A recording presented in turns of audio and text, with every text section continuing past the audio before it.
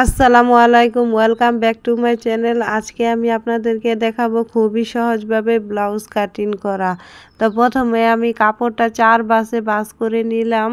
তারপর এখন আমি আমার ব্লাউজের মাপ হচ্ছে গিয়ে 36 ইঞ্চি। তো আমি এইখানে নিয়ে নিব 42 ইঞ্চি। যেহেতু ব্লাউজে কিন্তু প্রচুর কাপড় বেশি লাগে, কারণ এখানে টিকেনের ব্যাপার আছে। তারপর কাপড় নিচ দিয়ে আবার বর্ডার দিতে হয়, সেজন্য ব্লাউজের কাপড় অনেক বেশি বেশি নিতে হয়।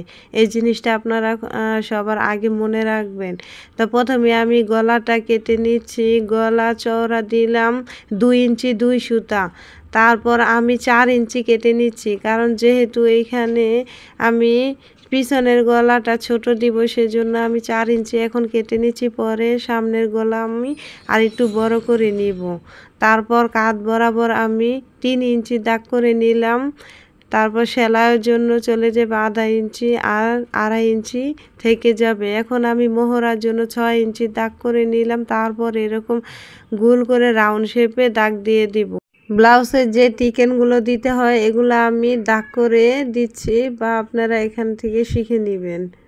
তো এইভাবে ব্লাউজের টিকেনগুলো এইভাবে দিতে হয়। এটা শুধু সামনে থাকবে এই টিকেনগুলো, আর পিছনে থাকবে শুধু 2টা টিকেন। এই যে আমি দাগ করে দেখিয়ে দিলাম, টিকেনগুলো এইভাবে হবে। তো আমি নতুনদের জন্য কাজ করছি, যারা নতুন, একদমই নতুন, কোনোদিন কাপড় কাটেনি, তারাও আমার ভিডিওটা দেখে কাপড় কাটতে পারবেন।